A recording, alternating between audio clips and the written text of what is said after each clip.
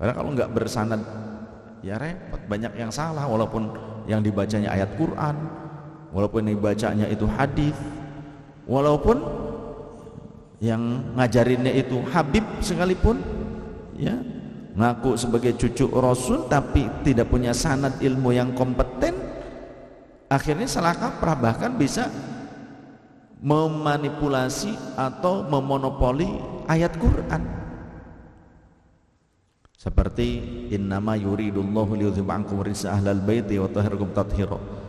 Ada yang menjadikan ayat ini sebagai legitimasi untuk Habib-habib melaksanakan kemaksiatan atau menzolimi orang lain, memaksa, memeras, mengambil hak orang lain, menggunakan ayat itu suatu kesesatan.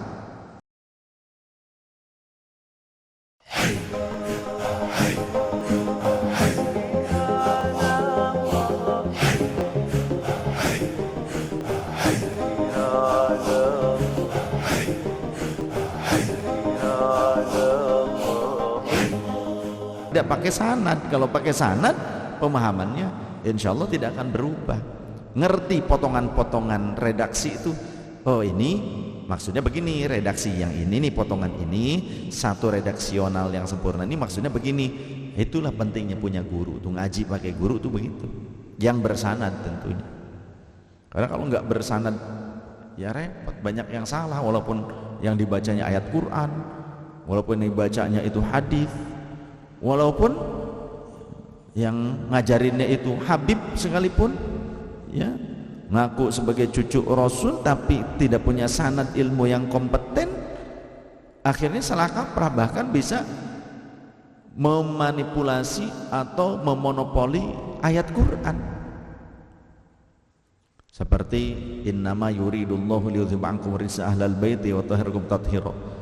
Ada yang menjadikan ayat ini sebagai legitimasi untuk Habib-habib melaksanakan kemaksiatan atau menzolimi orang lain, memaksa, memeras, mengambil hak orang lain, menggunakan ayat itu suatu kesesatan. Suatu kesesatan. Punten-punten, gitu ya. Oh, tegas saya. Makanya ada sekelompok mereka itu yang nggak suka dengan saya itu karena saya menyampaikan kebenaran ini. Mereka inginnya masyarakat itu dimonopoli, umat ini dimonopoli, supaya mereka gampang nyari duit dengan ayat itu. Banyak yang seperti itu. Jadi seolah-olah mereka tidak akan berdosa melakukan apapun. Ya, kezaliman kepada umat, memeras, mengambil, merampas, menipu, menurut mereka tidak dosa katanya. Kemudian ke night club, mabok, gak sholat, ada yang bilang secara nyata lisannya mengatakan demikian, ada. Menganggap mereka itu tidak dosa karena mereka Habib katanya.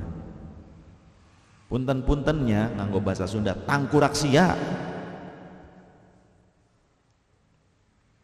Itu namanya mengkapitalisasi ayat Quran, mengkapitalisasi umat, memonopoli ayat Quran, monopoli umat, monopoli agama. Salah kaprah. Jangankan turunan yang sudah, kalau benar turunan, jangankan turunan itu pun kalau benar turunan Rasulullah sudah yang 14 abad ini, generasi yang ke-14 abad ini. Jangankan yang 14 abad jaraknya dengan Rasulullah, dulu yang hidup dengan Rasulullah saja dilarang melakukan hal itu, dilarang melakukan penyalahgunaan ayat demi pelaksanaan neofeodalisme, yang melakukan feodalisme, kapitalisasi, dilarang oleh Rasulullah. Gak pernah Rasul mengajarkan itu kepada keluarganya yang hidup sezaman dengan beliau.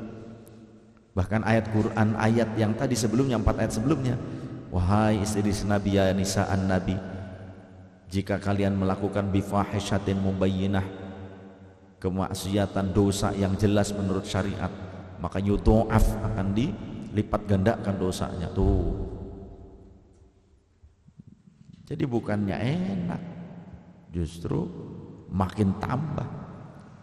Jadi nyari guru tuh jangan asal habibnya, tapi benar tidak dia mengamalkan syariatnya. Kalau terindikasi dia memonopoli syariatnya, jangan dia diikutin. Ya.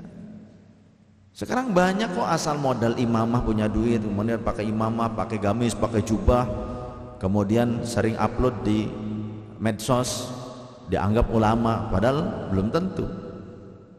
Apalagi dengan label aneh habib, itu kan. Kemudian salah kaprah berfatwanya, itu banyak saya saksikan ada. Contoh, banyak berseliweran di media sosial waktu itu. Saya menyaksikan dari status jamaah juga yang mengupload orang-orang seperti itu. Kalau ente masuk ke masjid, khotib sedang khutbah, jangan sholat katanya. Kata dia, bukan kata syariat. Ya, dan saya sudah pernah membahas itu. Ketika khotib sedang khutbah Jumat, kemudian ente masuk, haram katanya. Ente bisa nggak sah sholat Jumatnya? Dibeleguk gitu teh. Dulu Rasulullah sedang khutbah, tentunya khutbah pertama. Ada sahabat masuk, terlihat mau turun. Rasul kemudian tanya, "Hei fulan, kamu sudah sholat 2 rakaat belum ya Rasulullah?" "Sholatlah dulu dan ringankan sholatmu, jangan dipanjang-panjangkan." Jadi ketika khotib sedang khutbah, khususnya khutbah pertama, ya, yang disinyalir masih lama khutbahnya, yang jelas bukan di khutbah kedua. Kalau khutbah kedua kan singkat biasanya. Ini khutbah pertama masih lama.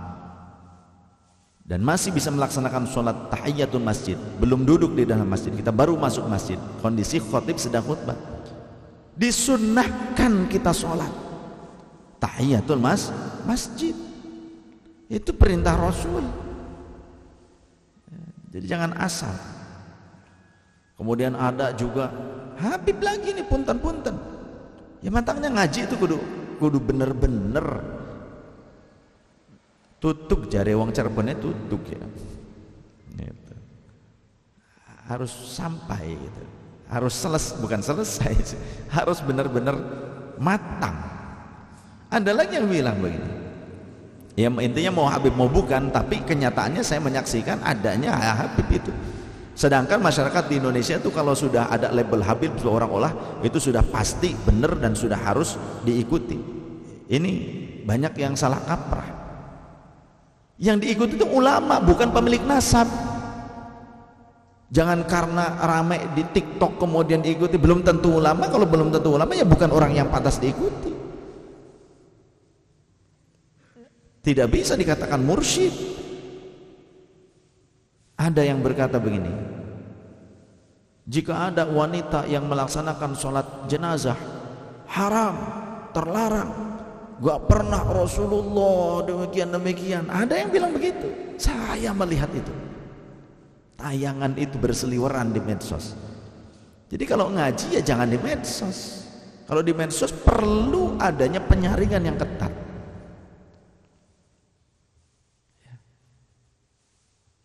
Di Masjidil Haram, Masjid Nabawi, pada saat sholat jenazah, kaum wanita ikut sholat gak bu? Ikut kan? Ikut biasa saja, gak dilarang, selama sama seperti hanya pelaksanaan sholat jamaah bagi wanita di masjid, selama terhindar dari hal-hal yang buruk, terhindar dari fitnah itu kemaksiatan yang bisa menimbulkan maksiat, gitu. Sah-sah saja kaum wanita melaksanakan sholat jenazah. Dulu istri-istri Rasul melaksanakan sholat jenazah kepada seorang sahabat yang wafat. Ketika ada sahabat Rasul yang wafat, istri Rasul bilang, bawakan ke sini jenazahnya biar kami menyolatinya. Istri Rasul melaksanakan sholat jenazah.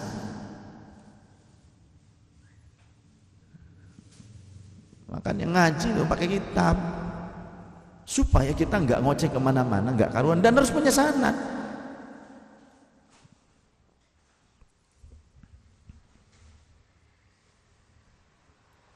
Dulu juga penceramah wanita yang viral di TV sampai bilang apa tuh, Yasin, Fatihah untuk orang yang telah meninggal itu tidak bermanfaat dan sebagainya. Didatangi oleh saudaranya yang ulama, Kiai Tobari itu kan, yang ulamanya itu Kiai Tobari Syadzili, karena saudara dari suaminya. Didatangi, dijelaskan itu, baru paham. Jadi nggak karena muncul di TV kemudian dia bisa dikatakan sebagai seorang alim atau alimah, tidak bisa. Karena kealiman seseorang itu harus diakui oleh orang-orang alim lainnya, ya, di masanya dan di masa berikutnya. Kealiman seseorang harus diakui oleh orang alim. Yang ngerti orang alim itu ya orang alim lagi. Sama seperti wali, yang ngerti wali, wali lagi. Berbeda dengan wali medsos gitu. Kalau wali medsos ya, yang bukan wali beneran pun selama itu adalah pengguna medsos ya bisa tahu itu wali medsos. Lanjut ya. Ini penting untuk kita guidance supaya tidak salah dalam mempelajari agama. Dari mana rujukan kita? Jangan karena imamahnya seperti ini, jangan karena gamisnya, jangan karena jubahnya, jangan karena viralnya di TikTok, di tok wow, di medsos, ya. Jangan karena dia pemilik nasab dari fulan, bukan karena itu. Karena ilmu itu bukan melihat nasab. Al ilmu bil kasbi la bin nasabi. Ada pepatah Arab begitu. Ilmu itu didapatkan dengan perjuangan. Harus diusahakan, hasil usaha ilmu itu. Bukan karena nasab. Ilmu itu bil kasbi, dengan dikasab, dicari. La bin nasabi, bukan dengan nasab. Jadi walaupun nasab bagus, kalau nggak ngaji, nggak benar-benar gajinya, nggak sungguh-sungguh, ya bodoh tetap. Karena banyak orang yang membesar-besarkan nasab pada saat mondok di suatu pesantren. Ini cerita nyata kan, saya pernah cerita berkali-kali. Mondok di suatu pesantren malah songong sama kiai, malah ngompasin kiainya, ya, morotin kiainya, malah malakin kiai, sarung kiai, sarung BHS yang lagi dipakai disuruh dilepas. Ini kejadian nyata di Subang waktu itu contohnya. Ini santri karena mentang-mentang dia prediksinya dia punya nasab yang bagus, ya, prediksinya dia nasabnya nyambung ke Rasulullah gitu. Tapi perilakunya ke kiai di pesantren malah malak. Sarung kiai disuruh dicopot, diminta. Nah, santri gemblung itu. Mau apa itu perilaku yang nggak beres yang begitu. Ke guru seperti itu nggak beres. Ya, punten. So, debat dengan saya ilmiah. Ayo, mau debat apa? Ilmiah apa spiritual? Ayo, tentang masalah itu. Ayo, pakai kitab mana? Ayo lah. Tunggu. Kalau kitabnya benar sesuai dengan syariat gitu kan, nggak ada ya. Dzurriyyah Rasul yang kurun awal mengajarkan begitu kepada anak-anaknya, kepada keturunan, nggak ada. Dzurriyyah Rasul yang soleh dari kurun awal nggak ada yang mengajarkan begitu kepada anak-anaknya. Cuma yang ngaku-ngaku soleh doang yang mungkin ngajarinnya begitu, ngaku-ngaku soleh, ngajarinnya begitu bisa jadi. Yang beneran takwa, beneran soleh enggak ada yang ngajarin begitu.